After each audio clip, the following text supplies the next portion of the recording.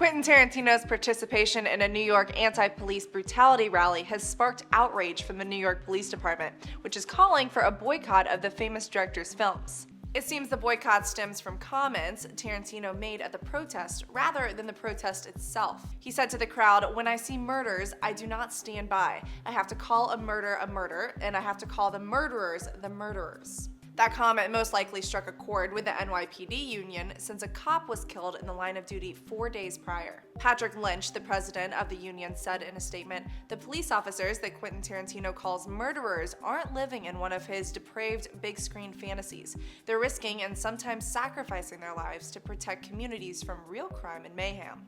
Lynch added, "It's no surprise that someone who makes a living glorifying crime and violence is a cop hater too." The comments even sparked an intense debate on Fox News' The Kelly File. I've heard of a movie, right, Miss Kelly? But it's hard to take the high road. That's a film. We can't talk together, and I don't want to sing with you, so shut up and listen to me. Okay, yes, Tarantino's films can sometimes reach outrageous levels of violence. Touch your guns, you die. But just because he has a violent flair in his movies doesn't necessarily mean he promotes real-life violence. In fact, he told NPR there are two types of violence in Django Unchained: the violence against the slaves and Django's revenge. And that's movie violence.